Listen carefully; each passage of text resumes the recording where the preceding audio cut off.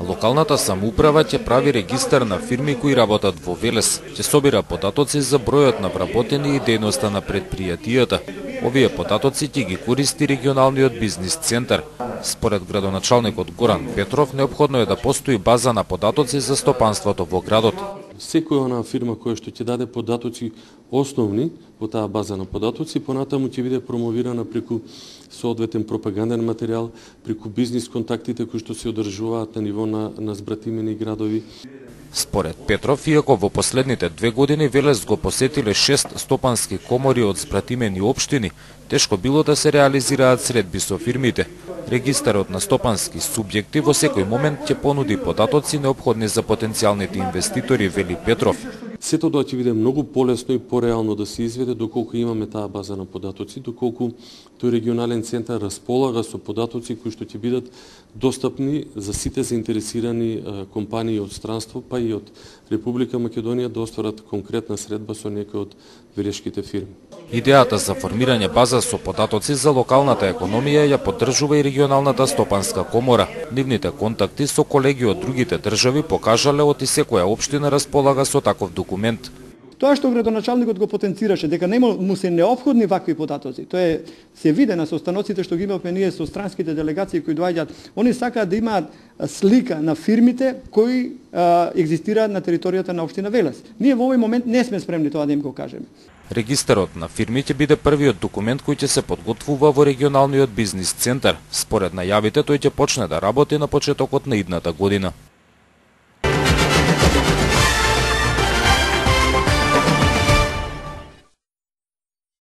Внимателно за време на новогодишните празници. Ова е апелот кој на граѓаните денеска им го упати командирот на противпожарната единица од Велес. Љупчо Лепидовски вели дека за празниците често се појавуваат пожари кои знаат да бидат фатални за некое семејство. Од противпожарната единица дадоа неколку мерки на предпазливост, главно се однесуваат за грејните тела на струја и шпоретите на дрва. Да се внимава на максималното трошење на електричната струја. Значи да не се уклучуваат непотребни електрични апарати, каде што ќе допринесат до загревање на инсталацијата и до самото тоа доаѓа до запалување. Ложиштата да не се оптеретуваат со повеќе дрва, или тоа што доаѓа до загревање на ќумците, а со тоа можеби да дојде и до запалување на саѓите во самите оси. Од оваа година пожарникарите за празниците ќе работат повеќе. Целата единица е во приправност. Формирани се 4 тимови кои ќе дежураат за навреме да интервенираат при појава на пожар.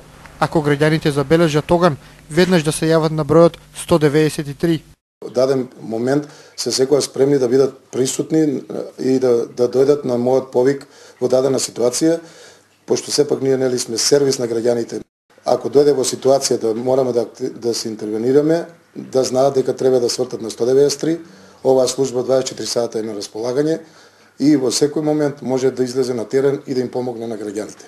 Пожарникарите апелираат до родителите да ги проверуваат децата кои сами чекаат нова година. Оти имало случаи кога младоста и невниманието биле кобни.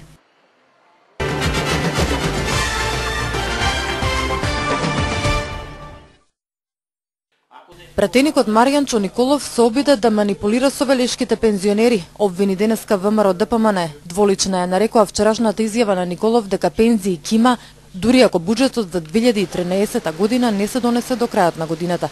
Како председател на Комисијата за финансирање и буџет, но и како економист, господинот Марјанчо Николов знае дека ако не биде донесен буџетот за 2013 година, ќе биде нарушено нормалното функционирање на финансиското работење на Република Македонија. Со тоа ќе биде неизвестна и исплатата на пензиите, социјалната помош и исплатата на субвенции за земјоделците.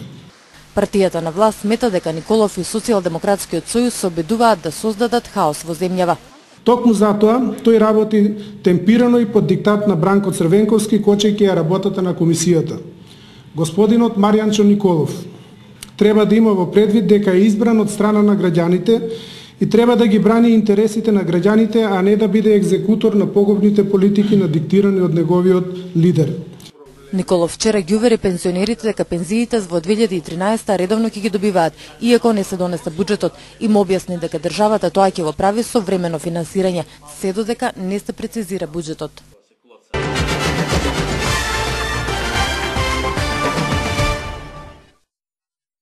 СДСМ и АЦ Коцевски имаа шанса да го подобрат животот на Велешани, ама не го сторија тоа, обвини денеска владеачката партија. Од Општинскиот комитет на ВМРО ДПМН велат дека и по 18 години владење, коалицијата Коцевски СДСМ не донела ништо добро на општината.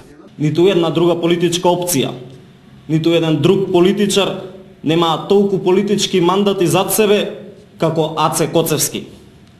Никој како АЦ Коцевски немал можност да го подобри животот на Велешани. Факт е дека после двата мандати на АЦ Коцевски проблемите на Велешани останаа нерешени. Владеачката партија уште еднаш го обвини Коцевски за лажни ветувања дадени пред изборите. Подсети на француски лор како можен инвеститор во Колска и кредитот МЕАП за обнова на водоводната мрежа.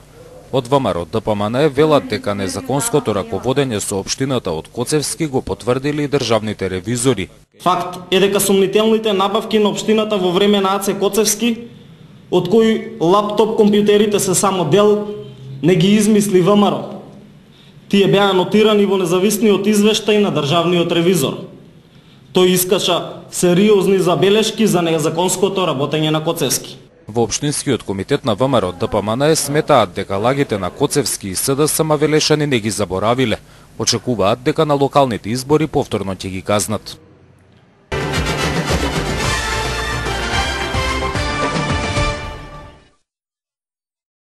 Нов очајнички обид на власта да се прикаже дека опозицијата е виновна за лошата ситуација во државата. Вака од СДСМ го оценија вчерашниот протест на земјоделците пред седиштето на општинската организација. Опозицијата денеска посочи дека партиските луѓе на ДПМН еден ден се стечајци, друг земјоделци, а трет ден социјалци. Ја запрашаа власта дали субвенциите служат за подобро работење на земјоделците или се алатка со која во секој момент ги употребуваат против опозицијата. ВМРО ДПМН очајнички се бори преку нивните партиски војници кои еден ден се стечајци, друг ден социјалци, трет ден земјоделци, па студенти и пак одново, во зависност од потребите да прикажат дека тоа е гласот на народот. Најлошо е кога човек сам се лаже, а токму до ова дереже се сега ВМРО ДПМН, сами себе си да се лажат. Зашто земјоделците земаат субвенции? За да работат подобро и поуспешно или во секој момент да бидат инструмент на власта против опозицијата. Оваа власт од земјоделците направи политичари, а од неработниците наводни земјоделци. Земјоделците кои вчера протестираа пред седиштето на СДСМ воопшто не побарале средба со опозицијата, не ги интересирале нивните ставови, ниту намерата зошто го блокираа донесувањето на буџетот.